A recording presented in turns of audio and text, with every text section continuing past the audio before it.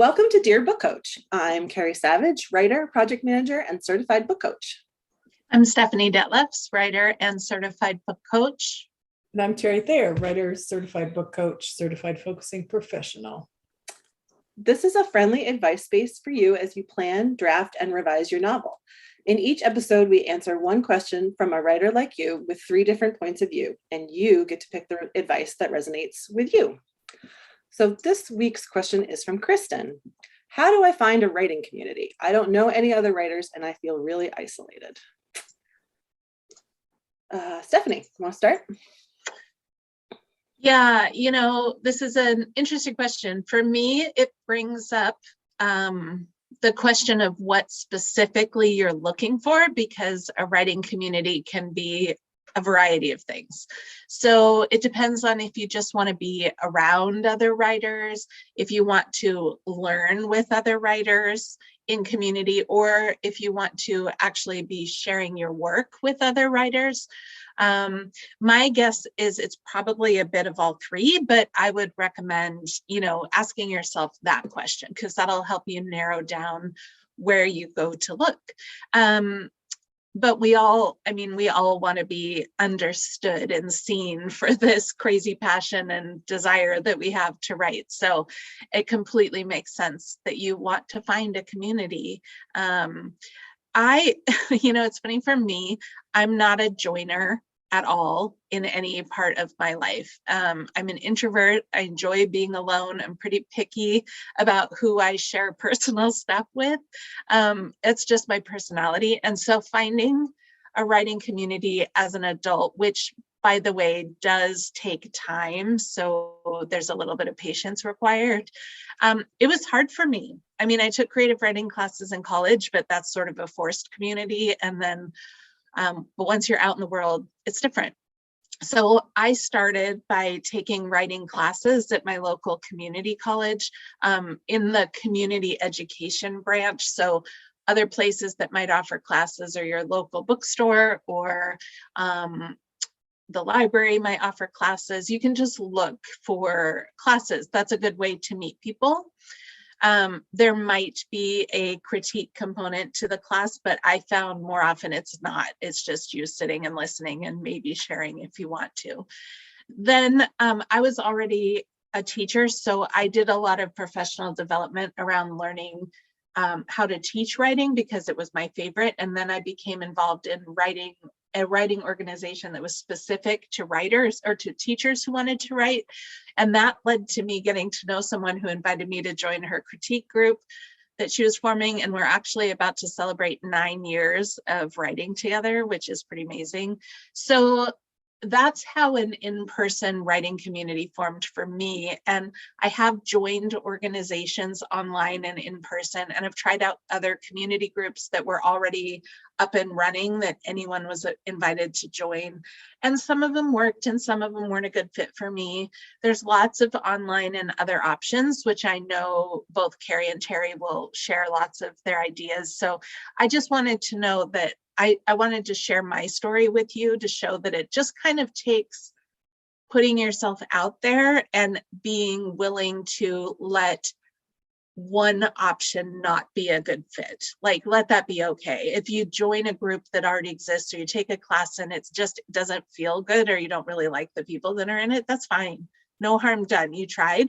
Now go find something else, or give it one more try or something like that. It's up to you, but allow it to take time and develop organically.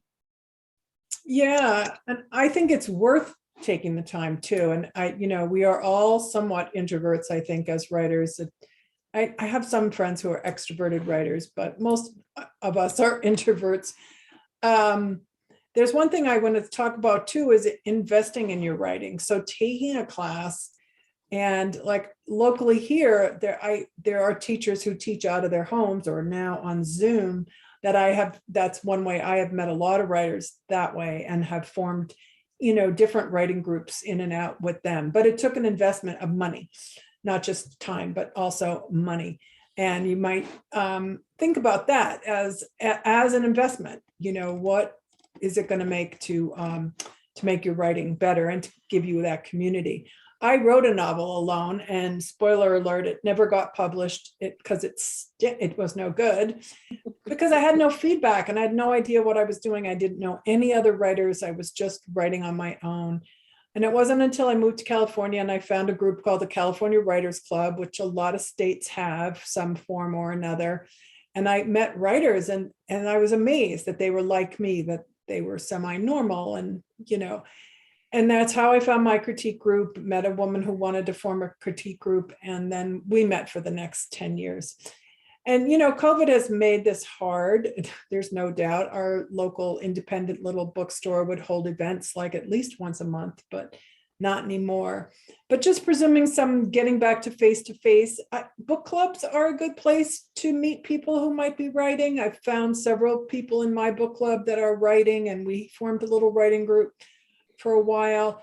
In a way, it's nice because you already know what they think about books and how they read and how they critique, and you might find some similarities in your ideas. I always used to love to go to book signings because same thing, you're going to meet people in the crowd that like the same kind of books you like, and whether or not you vibe with them. Of course, if you go to book signings, people that books you don't like, you might meet a different crowd. So, now we kind of have to find the virtual equivalent of this. It might be hard to find folks, but the upside is you never have to leave your house, and your writing community doesn't have to live nearby. The exciting thing about the internet is meeting folks that I never would have bumped into at the grocery store or the bookstore.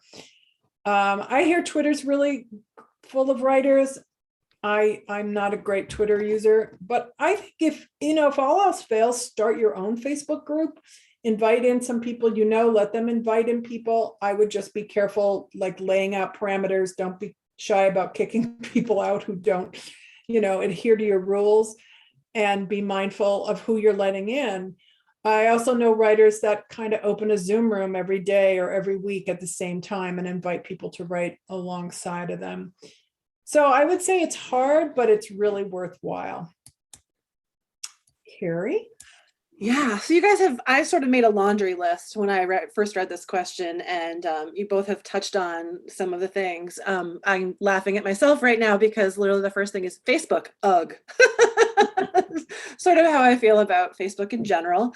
But I was, actually looking, I was on Facebook the other day and I looked, and I probably have 5 or 6 different writing groups that I belong to in some capacity. And some of them, to be honest, I have not looked at in 6 or 8 months. And other ones like WFWA, I look at fairly frequently. And I am not a big, like to Stephanie's point, I'm not a joiner. I'm a total introvert too. So I get teased a lot about being a lurker on social media. And it's true. And I own it and I embrace it.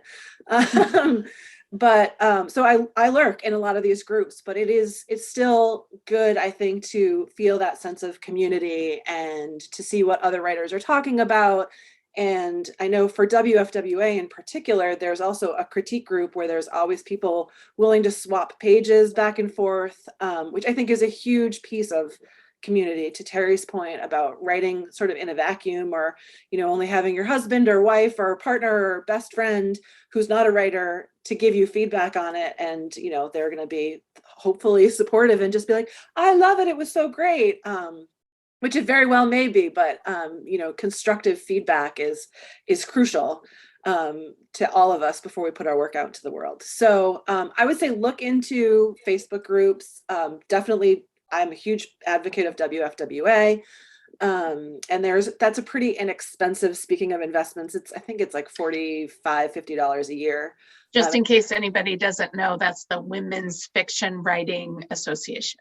Thank you. Right. Writers Association. I always want to talk inside baseball, and Stephanie is I know, I do too. So helpful. Thank you. So another thing is, you check your local library. There's often, I think, times that like flyers that you'll see posted now that maybe we can start to get together in person a little bit, or they may have gone virtual in COVID times. But there's certainly people who, whether they're officially affiliated with the library or not, that sort of organize things through that way. I found a couple of different writing groups at one point through Meetup. One was for critique, And that one didn't turn out to be a great fit for me. People were lovely, but it just didn't really work for me. And the other one was just a group of people that got together to write quietly for an hour and a half every week. And that was great. And I did that for a while. That was helpful. So check out Meetup. And then I think we've all touched on, local nonprofits or writing centers or community colleges have classes that are open to anyone and not a huge investment of money. It is a little bit of an investment, but that is how I found my writing group, was through taking classes at Grub Street, which is our amazing local nonprofit writing center in Boston. And just got to know the vibe of these other writers, and we all appreciated each other's work. And so thought that we could definitely contribute to an ongoing support network of making ourselves better and each other better at writing. So there are a lot of options. I realize that much of what we've talked about is a little bit of a monetary investment, but I think you'll find that it's worth it, especially if you're feeling like, I was on a WFWA call the other day, and everybody on the call was like, none of my family and friends are writers, so they don't know how to talk to me about what it is that I'm doing. And I love them and they support me, but they just don't know how to talk to me about it. And so that's why something like that is just, it's so invaluable, because you get to talk to other people who are speaking your writing language. So good luck. Yeah.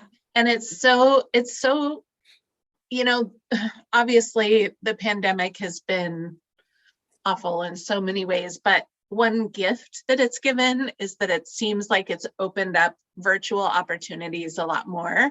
And my guess is that a lot of places, organizations, and things will keep a virtual component even after whatever happens after. I don't know if there even is going to be an after, who knows at this point. But I was just thinking, you've got Grub Street in Boston. Seattle has Hugo House, which is similar to Grub Street, and it's pretty well known, but it's an hour and a half from where I live. And so I've gone to classes, but it's like a whole day to go to 1 2-hour class. So I have, though, attended virtual classes because they've been offering them. So that's something to look at too. And I'm part of the Society of Children's Book Writers and Illustrators, SCBWI. And that's a national organization with local and regional chapters. But I've been poking around in other regions that are not my region, just to see if they're offering things that are of interest to me when my region isn't. And so that's something to consider too. Think outside of the box and just know it'll take time, and consider that a community might be one person. Maybe that's enough. It doesn't have to be a world. Yeah, Terry, go. I was just going to mention national organizations like Mystery Writers of America or Sisters in Crime. They have Sisters in Crime, or has something called Guppies, which are unpublished writers, and they have lots of online stuff. So yeah, those organizations too, a good place. Yeah. So if you're genre specific, look in that genre. Yeah. All right, so that's going to do it for us today. We hope that you found an answer that made sense to you at this point in your life and at this point in your book. Remember, you can submit your question to us anytime at dearbookcoach.com. And while you're there, subscribe to our weekly email, because each month we randomly choose a subscriber who wins a call with the coach of their choice. So we will see you next time. Bye. Bye.